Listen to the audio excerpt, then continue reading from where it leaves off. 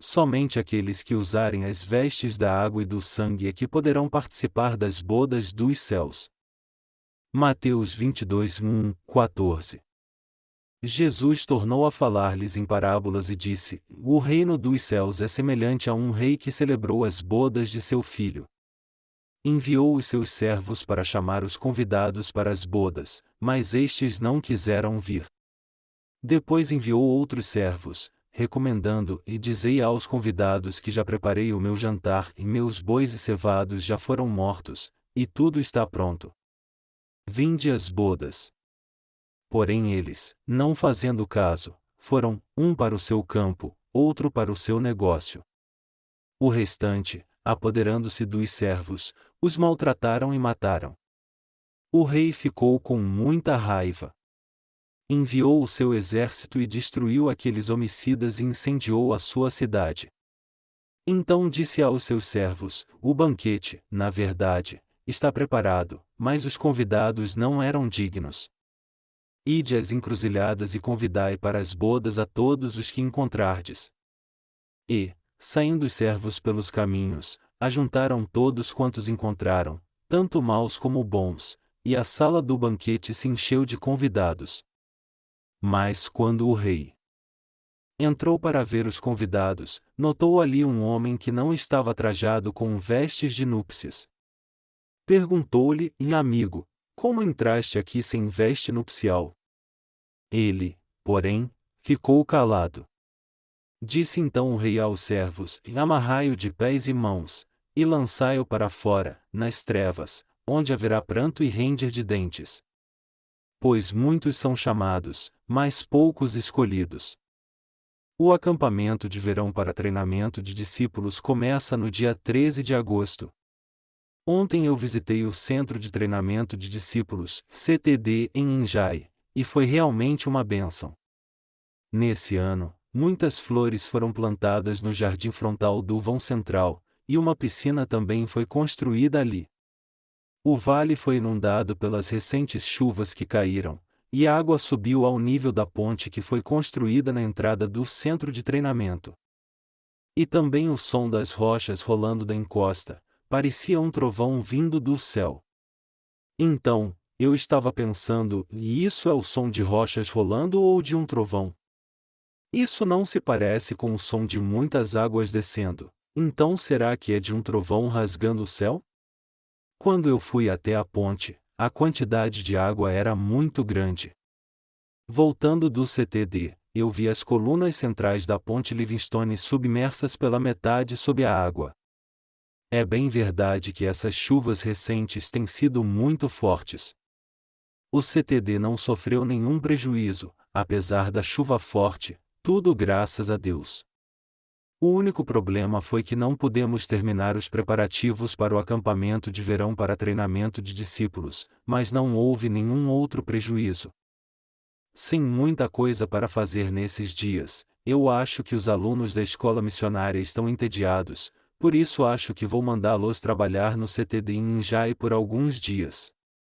Será bom para os nossos alunos da escola missionária irem lá para limpar um pouco o local, e fazer alguns preparativos para o acampamento de verão também. Quando alguém vai lá para trabalhar, é impossível se sentir entediado. Eu esperava ter que ficar lá por uma semana e fazer alguma coisa, mas porque há muito trabalho para se fazer aqui, eu não tive outra escolha a não ser voltar para cá. Você não imagina como é bom ficar no CTD em Injai. É bom quando está chovendo, mas é melhor ainda quando não está chovendo. Quando eu estava lá, choveu torrencialmente, e foi uma visão incomparável das cidades. Nas cidades a chuva cai nos telhados, nas estradas e nos carros. Quando vemos um respingo de chuva escorrer pela janela, ficamos tristes e quase deprimidos. Mas olhando a do CTD, a chuva cai nas árvores da montanha e uma neblina é formada no ar. Eu gosto muito desse cenário. Quando eu era jovem, eu morava numa casa pré-fabricada coberta com um telhado feito de telhas de asfalto. Era muito comum depois da Guerra da Coreia nos anos 50, as pessoas construírem suas casas com tábuas de madeira revestidas de telhas feitas em casa, para fazer o telhado. As pessoas faziam telhas espalhando asfalto num papelão enrugado e espargindo areia sobre eles. Então, elas as prendiam no telhado feito de tábuas de madeira, e assim, a casa pré-fabricada estava pronta. Quando chovia, um estrondo podia ser ouvido claramente vindo do teto. E quando isso acontecia, eu me divertia ouvindo o ruído vindo do telhado. Até hoje eu ainda gosto muito do barulho da chuva. Sempre que chovia, o telhado vazava porque havia brecha nas telhas, e por isso nós tínhamos que espalhar pelo chão baldes, bacias e outras coisas. Cada uma delas fazia um som diferente, aí você pode imaginar como esse som era interessante. Quando uma goteira caía em algum deles fazia um som assim, plop, e quando caía em outro fazia um som assim, pop. Pelo que eu me lembro, o som variava de acordo com o recipiente em que a goteira caía.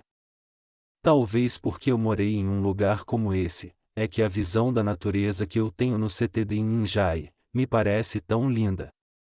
A água descendo do rio no vale também é uma bela vista. A água do CTD em Ninjai é de primeira. Nós pedimos às autoridades para testar a qualidade da água do CTD em Ninjai.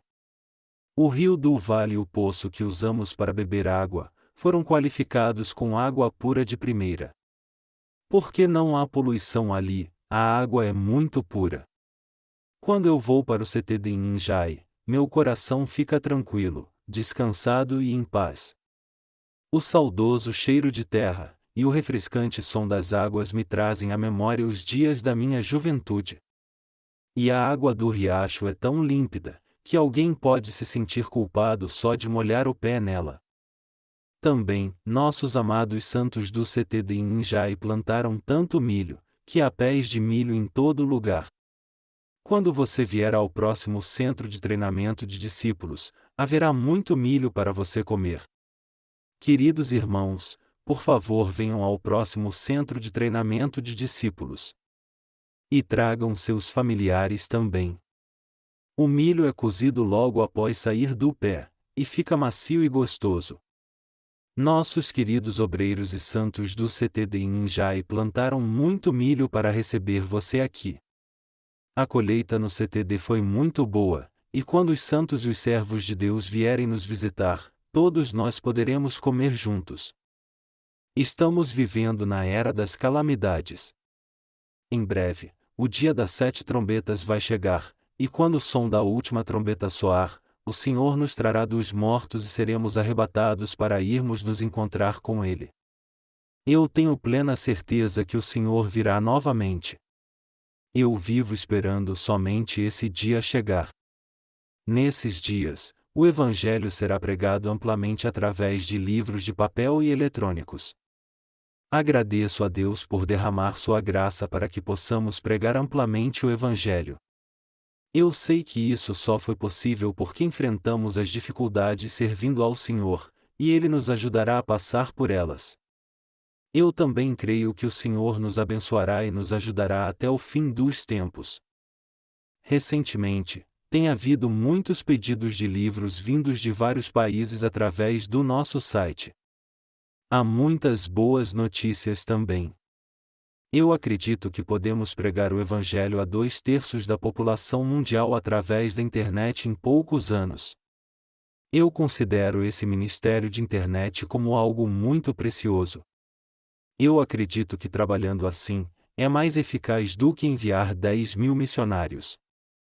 De agora em diante, eu irei dar suporte a esse ministério com todos os nossos recursos financeiros. Como eu disse muitas vezes, não há muito tempo para pregarmos o Evangelho em paz. Contudo, o Senhor não virá antes dos dias dos desastres naturais e das calamidades das 7 trombetas. A alegação de que veremos a segunda vinda do Senhor e o arrebatamento sem passarmos pela tribulação é errada e antibíblica. Esse é um ponto de vista egoísta. Os que acreditam nisso são teimosos. Havia pessoas assim em nossa igreja, mas eles foram embora por si próprios. Para aqueles que creem dessa forma errada, e têm seu pensamento cauterizado, não importa o quanto preguemos a palavra de Deus para eles, é simplesmente inútil. Eles estão tentando derrubar esse evangelho.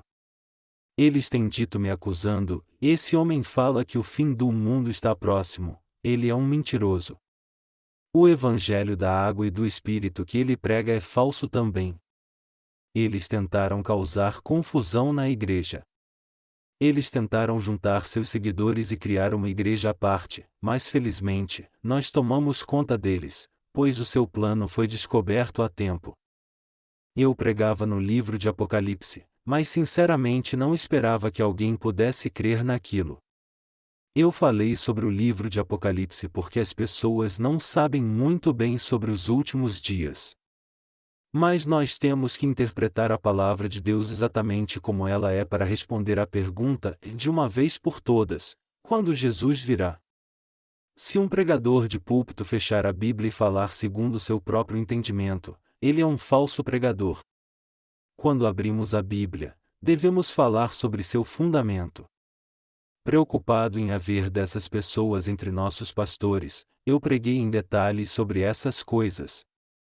Além disso, nós publicamos os livros sobre o Apocalipse para que os servos e os santos de Deus em todo o mundo tivessem o devido conhecimento sobre a palavra. Se a pessoa crê ou não nas palavras do livro de Apocalipse, isso é com a fé de cada um. Nos últimos dias da tribulação, haverá os tormentos das 7 trombetas e das 7 taças. Somente quando o dia das 7 trombetas chegar, é que o Senhor virá. Sem as calamidades das 7 trombetas, o Senhor não pode voltar. Está escrito na Bíblia que quando a última trombeta soar, os santos serão arrebatados. Portanto, as pessoas não devem interpretar a Bíblia sob seu próprio ponto de vista. Aqueles que criaram confusão recentemente deixaram a Igreja de Deus, não entenderam bem as minhas pregações. Como eu estava pregando no livro de Apocalipse, desde aquele tempo em diante eles ficaram embaraçados. O seu líder tentou criar uma revolta na igreja, me acusando de falso profeta, e que não haveria nenhum arrebatamento em junho do próximo ano. Mas minhas pregações no livro de Apocalipse foram de encontro ao pensamento daquela pessoa. Ele começou a ficar angustiado e não ouvia mais as pregações. Então, ele e seus seguidores falaram dos meus defeitos para outros pastores. Mas os servos de Deus e os santos o repreenderam por isso. Quando o Senhor voltar, tudo o que devemos fazer é ir com ele. Até isso acontecer, devemos viver para quê? Nós devemos viver para a pregação do Evangelho. É assim ou não é? Sim, esse é o nosso dever. Até quando nós devemos continuar pregando o Evangelho? Isso é o que importa. Após terminarmos de pregar o Evangelho até os confins do mundo, o Senhor virá. Então nossos esforços chegarão ao fim. Contudo, é certo um fazendeiro esperar pelo outono sem ter preparado e semeado a terra? O fazendeiro tem que esperar a passagem do verão e a chegada do outono para cultivar o campo com a chegada da primavera, plantar as sementes, regar, esperar germinar, tirar as ervas daninhas, replantar e assim por diante. Continuando tomando conta do campo, as frutas irão nascer quando o outono chegar. Então, o fazendeiro deve primeiro preparar uns sacos para o armazenamento, e as ferramentas para a debulha. Então, quando o outono chegar, o fazendeiro deve colher a produção. Assim, se alguém for esperar pelo outono sem ter terminado seu serviço, ele se tornará um mendigo. Se nós formos esperar o dia da vinda do Senhor sem pregar o Evangelho, então Jesus nunca virá. Mas ele virá atrasado e nos repreenderá chamando-nos de servos preguiçosos, nos lançando no lugar de trevas. As pessoas pensam que é bom ser um líder. Ser um líder de uma reunião e estar em altas posições, é algo que as pessoas deveriam entender ser extremamente desconfortável. Os líderes ficam muito cansados fisicamente. Há muitas coisas com o que se preocupar, se responsabilizar, e dar atenção. Se há alguém em nosso meio que deseja estar nessa posição e busca o reconhecimento pessoal, essa pessoa deve nos deixar o mais rápido possível. Deve sair da Igreja de Deus e se juntar a pessoas iguais a ela, reinar sobre essas pessoas fazendo-as concordarem consigo, e ser bem gentil com elas. Ele tem que agir como um rei lá, porque em nossa reunião ninguém reina sobre as pessoas. Nós não temos esse privilégio. Aqui na Igreja de Deus, ninguém pode dizer: vocês são meus servos e eu sou o seu rei. Se alguém dissesse isso, eu creio que vocês tirariam seus sapatos e jogariam nele. Você e eu somos aqueles que vivemos para o Senhor e para o Evangelho. Há alguém entre nós que faz algo para alguma outra pessoa? Não, não há. Não é fácil lidar com cada um de vocês, mas porque o Espírito Santo habita nos que creem no Evangelho, essas arbitrariedades não são toleradas. Os santos da Igreja de Seul dizem que tem sido muito difícil para eles até agora. Um determinado santo disse que porque o pastor o odiava muito, ele resolveu oferecer a esse pastor um envelope cheio de dinheiro. Após dar ao pastor um envelope cheio de dinheiro, o santo disse que o pastor começou a tratá-lo muito bem. Por favor, não dê envelopes cheios de dinheiro aos nossos pastores. Não teria problema se você o fizesse para mostrar gratidão ao seu pastor. Mas seria um sério problema se você desse dinheiro a um de nossos pastores só pelo fato dele o odiar. A Igreja de Deus é uma organização política. Nós somos candidatos eleitorais à Assembleia Nacional? Nossa reunião é o lugar onde as pessoas dão envelopes de dinheiro a alguém de uma alta posição em troca de nomeação ao partido? Não é mesmo. Diziam que o pastor que deixou a igreja recentemente deveria ser o líder da igreja.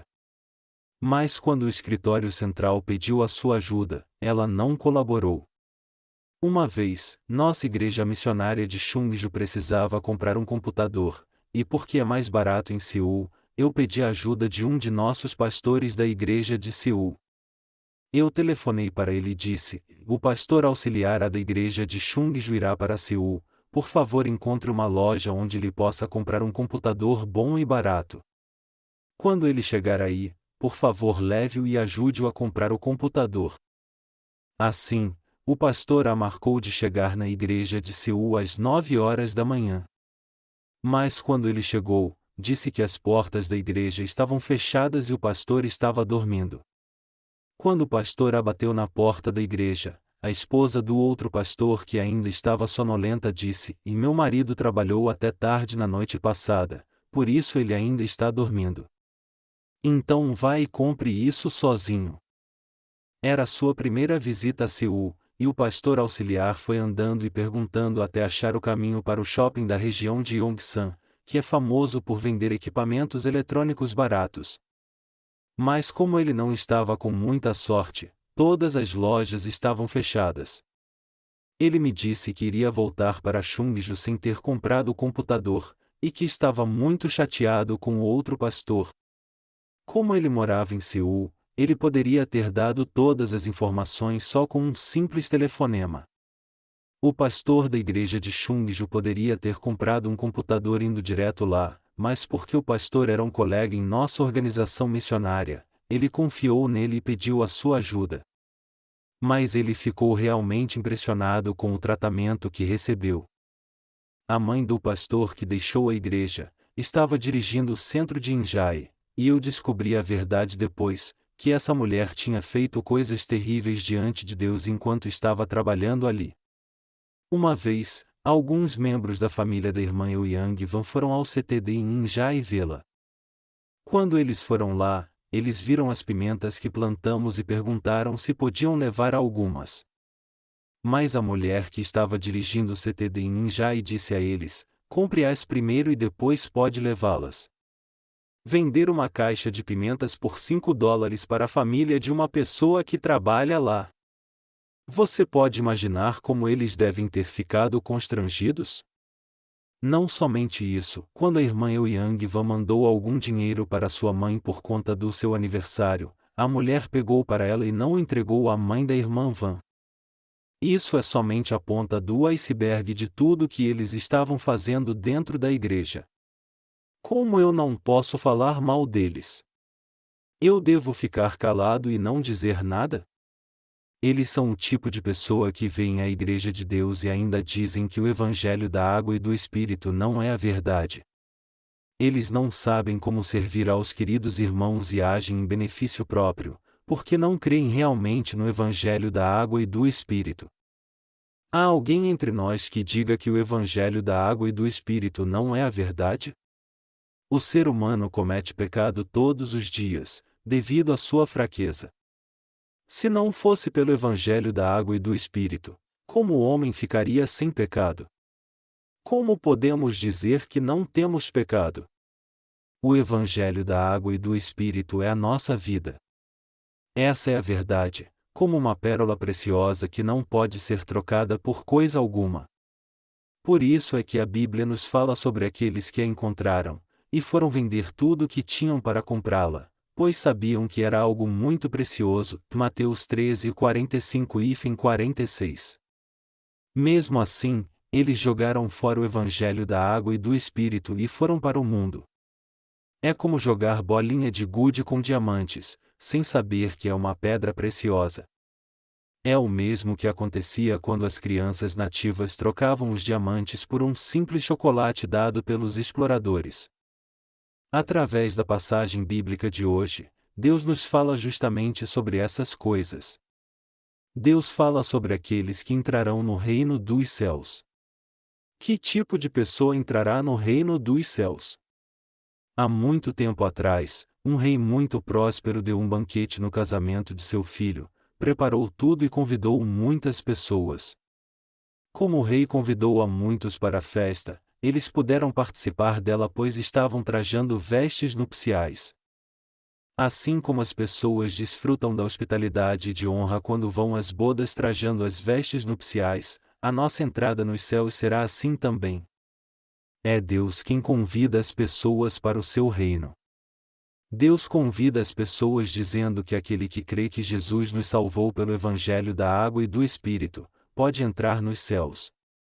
Independentemente de quem seja, aquele que crê no Evangelho da Água e do Espírito de coração, já está com as vestes pela fé, e pode entrar nos céus. Isso significa que mesmo que a pessoa tenha recebido o convite para os céus, somente aqueles que estiverem preparados com as vestes pela fé, é que poderão entrar lá. Por outro lado, os que não estiverem com as vestes, não poderão entrar nos céus. Queridos irmãos, quando recebemos um convite para irmos a uma festa, nós temos que estar vestidos com trajes formais. Se formos com uma roupa social ou terno não importa, pois ninguém lá estará vestido com roupa esporte ou bermuda. Mesmo nos eventos do mundo nós temos que mostrar respeito. Quando formos convidados para o reino dos céus, como poderemos ir sem estarmos com traje social? Mesmo tendo sido convidados, Deus verifica se estamos trajando vestes nupciais. Ele faz isso porque dentre os que forem às bodas, aqueles que estiverem com as vestes nupciais poderão comer, beber, se alegrar e ficar o tempo que quiserem. Contudo, Deus pega aqueles que foram às bodas sem as vestes nupciais e os lança na escuridão. Está escrito no versículo 13: Disse então o rei aos servos: Amarrai-o de pés e mãos, e lançai-o para fora, nas trevas, onde haverá pranto e ranger de dentes.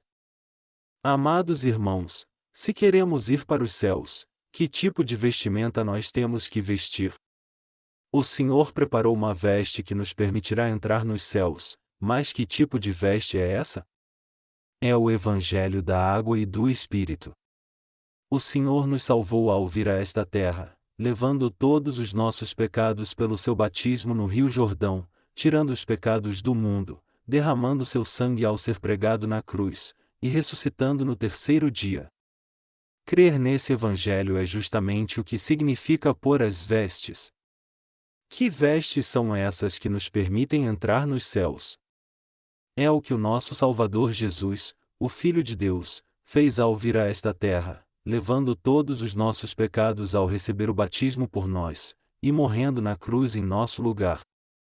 Quem estiver com essas vestes poderá entrar nos céus com certeza. Somente aqueles que estiverem limpos, ou seja, sem pecado, é que poderão entrar no reino dos céus. Somente os que estiverem absolutamente limpos é que poderão entrar nos céus. Estar com as vestes significa crer no batismo que Jesus recebeu ao vir a esta terra, em seu sangue que foi derramado na cruz, e crer no Senhor ressuscitado, como o Salvador do mundo. Nós devemos crer no gesto honroso de Jesus nascer nessa terra em forma de homem, no gesto honroso de ter recebido o batismo, no gesto honroso de ter levado os pecados do mundo, no gesto honroso de ter morrido na cruz, e no gesto honroso de ter ressuscitado dos mortos.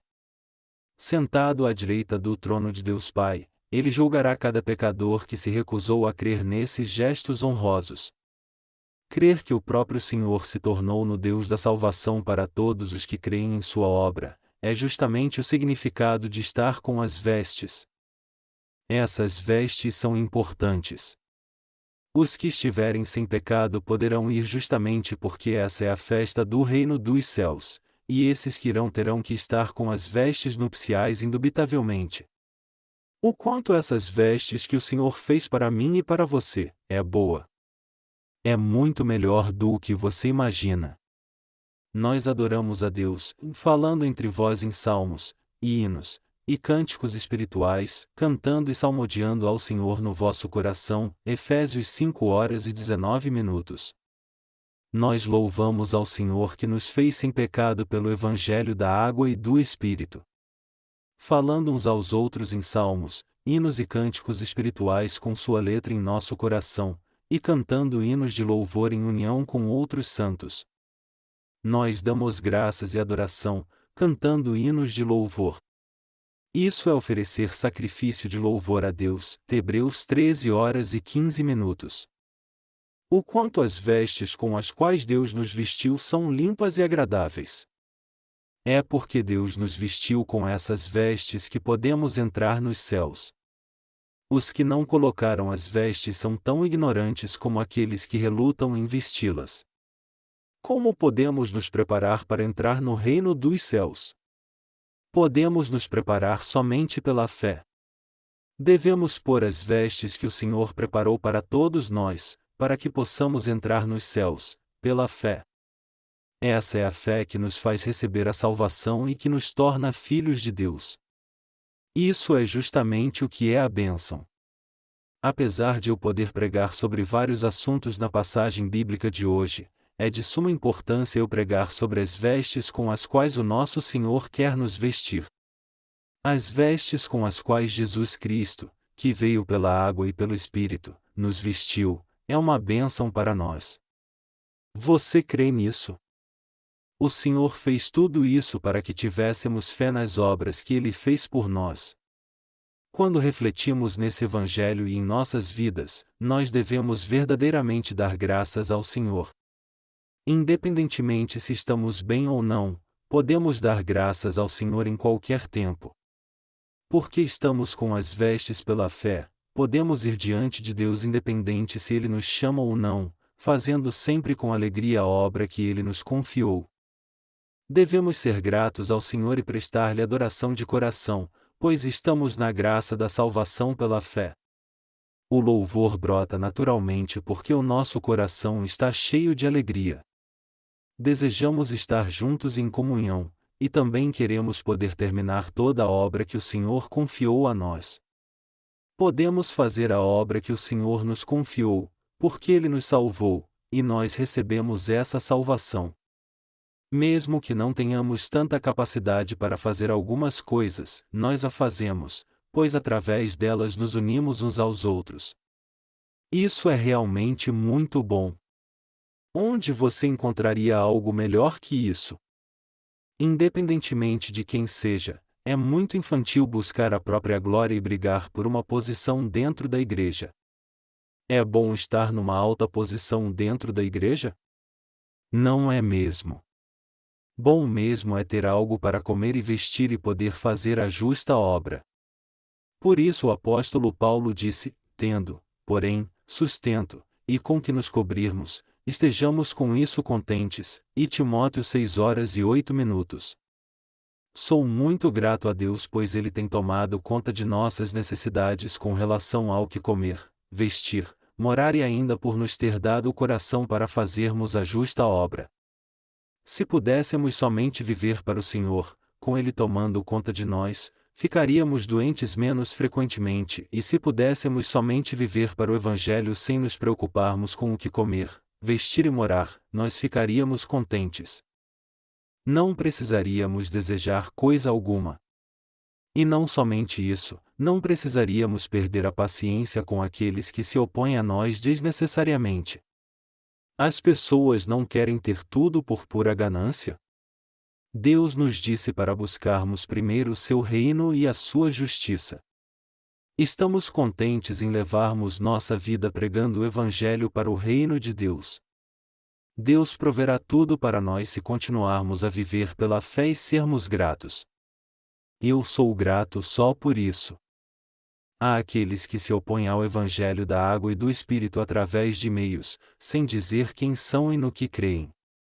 Se eles fossem tão corajosos, eles se revelariam e fariam o que crescem estar certo. Mas há pessoas se escondendo atrás de um computador, dizendo que não faz sentido algum.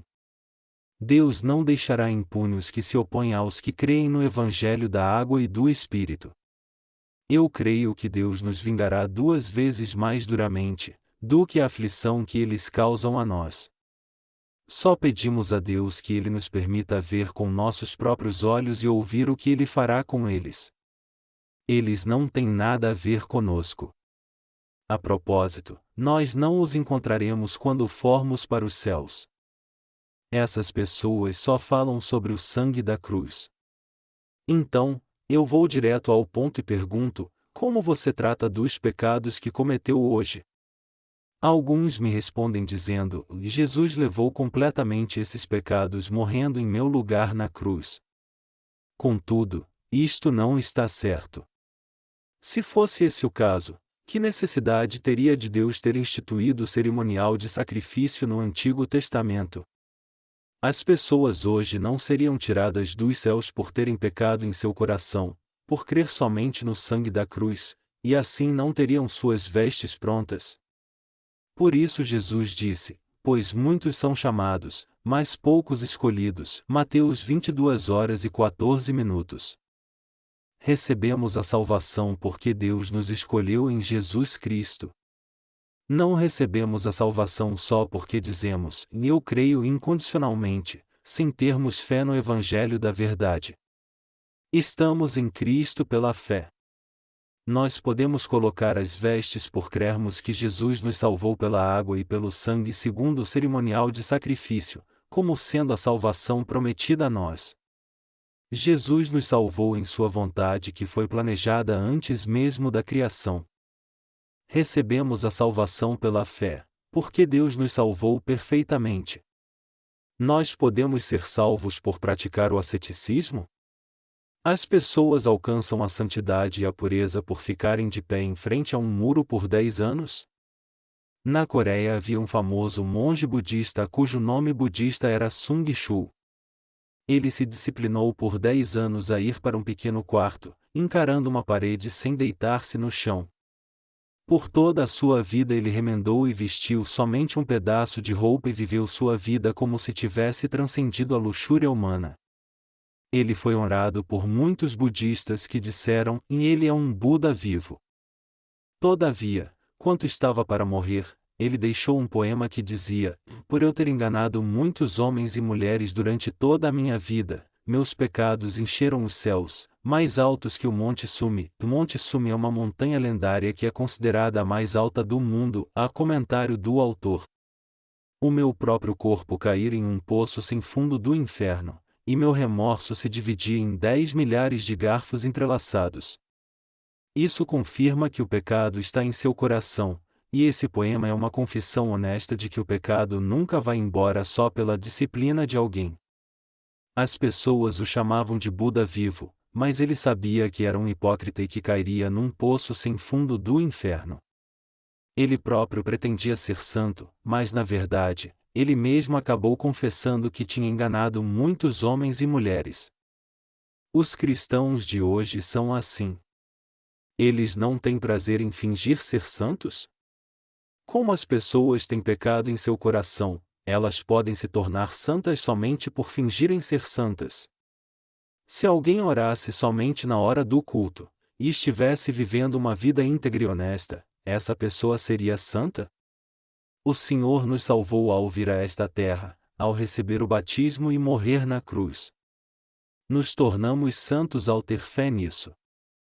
Esse é motivo da alegria daqueles que creem no Evangelho da Água e do Espírito quando se encontram uns com os outros. Eles não têm que ser hipócritas com relação a ser santos uns com os outros. Quando há algo gostoso para comer, os justos competem para tentar comer mais que os outros. Ao ver a dor e a carência dos outros, nos confortamos mutuamente pela fé. Somos daqueles que cometem pecado a cada dia por causa da fraqueza. O que é que nos faz justos e sem pecado? São as vestes. São as vestes do Senhor que nos salvaram pela água e pelo sangue. Se lermos a passagem bíblica de hoje, está escrito: e ajuntaram todos quantos encontraram, tanto maus como bons. Foi dito aos servos para convidarem a todos, independente de quem fosse. Mas não importa o quanto a pessoa fosse virtuosa, aqueles que não estivessem com as vestes eram lançados fora.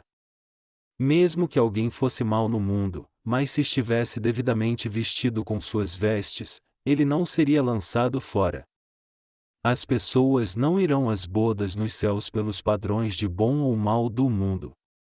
O fator principal que define se a pessoa vai ou não às bodas, é se ela crê ou não que Deus a salvou. Essa fé é o que importa.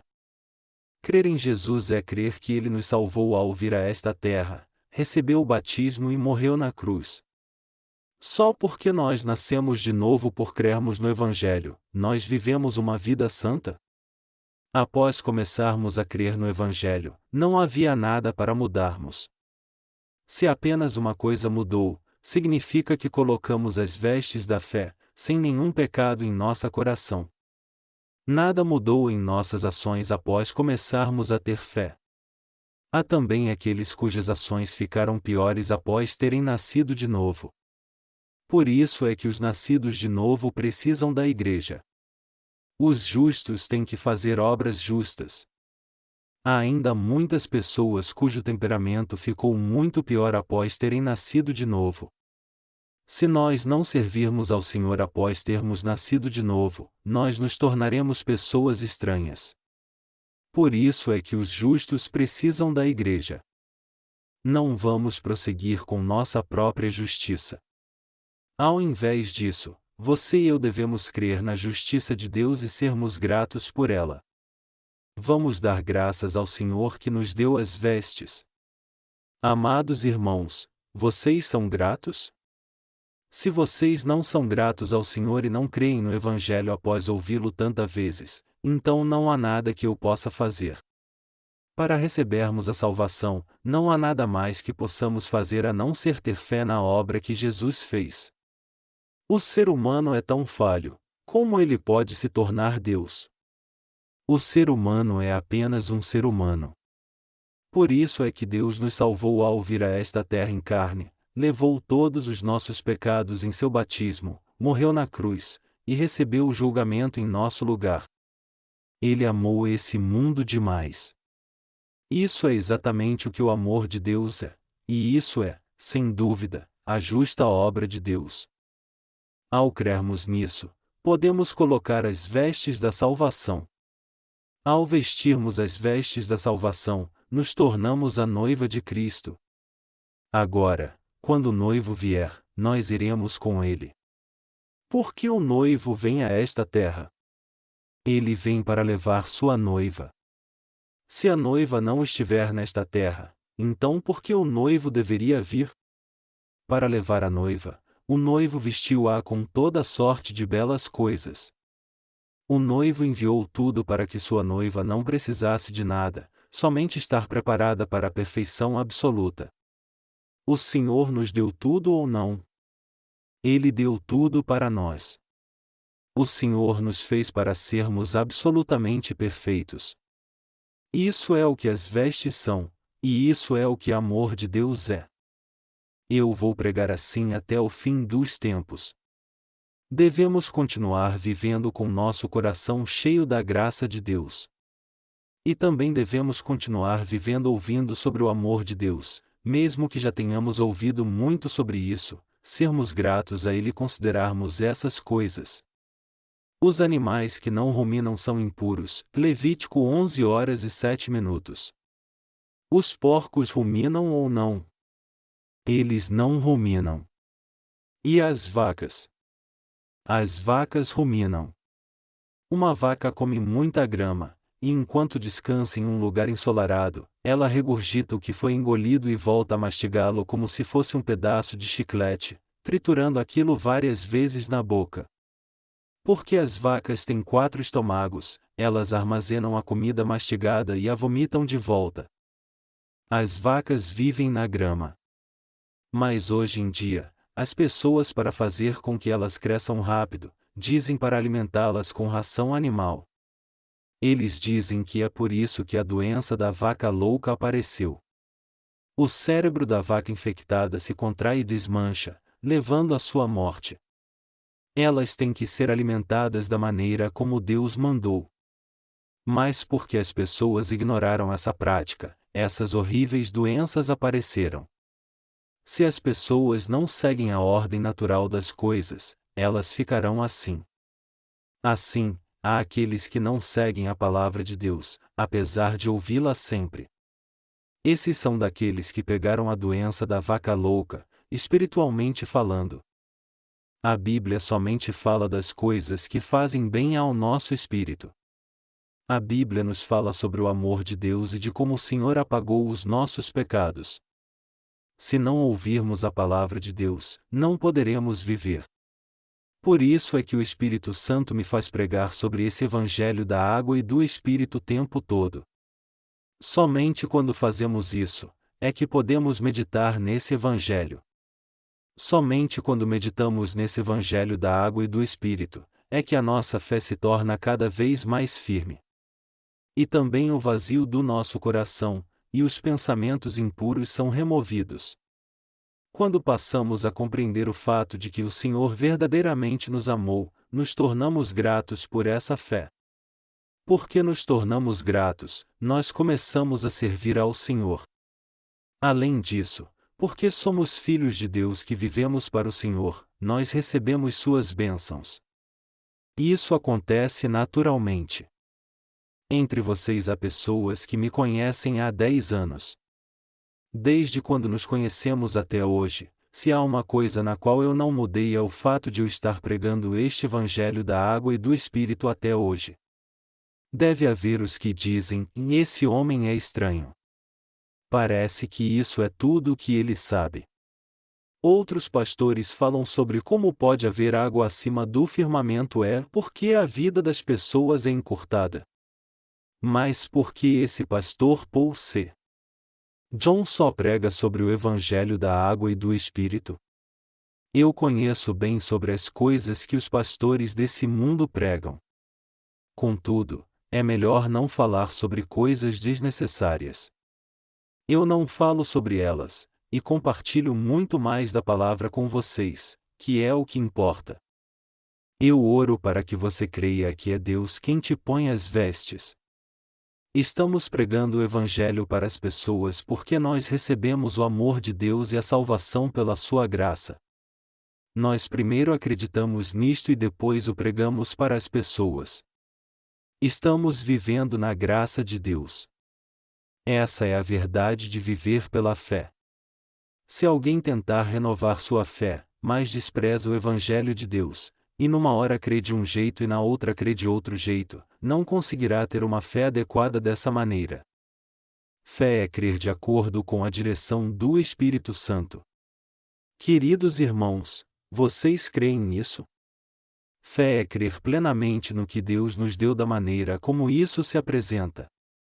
Ir para retiros espirituais num monte, gerar um emocionalismo, chorar e gritar não é fé. Nós devemos entender claramente o propósito da nossa vida. O propósito da nossa vida é crer no Evangelho da Água e do Espírito, agradecer a Deus por ele e pregá-lo às pessoas. Temos que fazer isso porque ainda há um grande número de pessoas que não conhecem a verdade. Se dermos uma olhada na seção de pedidos de livros do site da Missão Nova Vida, podemos ver que há pessoas do mundo todo pedindo nossos livros gratuitos. Países como Estados Unidos, México, Filipinas, Malásia, Austrália, Sri Lanka, Índia, Brasil, França, Alemanha, Chile, Argentina, Peru, Guatemala, Bélgica, Paquistão, Japão, Itália, República Dominicana, Grã-Bretanha, Canadá, El Salvador, Espanha, Rússia e etc. Mesmo do leste europeu, cuja história cristã vem de centenas de anos, eles nos mandam um parecer sobre nossos livros. Uma pessoa disse que estudou teologia e trabalhou como pastor por 50 anos. Mas após ler os volumes 1, 2 e 3 dos nossos livros em inglês, ele confessou que sua vida foi inteiramente transformada, e que experimentou uma mudança total de seu coração. Ele confessou que após ler os nossos livros, seus problemas com o pecado foram resolvidos, e que ele começou a entender o que é receber o Espírito Santo. Amados irmãos, crer no que Deus nos deu e pregar isso, é a vida que nós, a noiva do Senhor, devemos ter. E quanto a você, por favor não diga, eu sou tão falho que não posso seguir ao Senhor ou eu sou tão inteligente que não tenho mais nada que ouvir na igreja. Há somente dois caminhos para aqueles que puseram em seu coração viver para o Evangelho, bater-se com a palavra até entender que há algo de errado consigo mesmo, ou trabalhar tanto para o Evangelho, até fazer com que sua própria justiça seja despedaçada. Fazendo isso, essa pessoa entenderá o quanto esse Evangelho é bom e maravilhoso. Ela entenderá o quanto o Evangelho é maravilhoso, porque ele é totalmente gratuito. Eu dou graças a Deus por nos vestir com as vestes da sua justiça. Aleluia!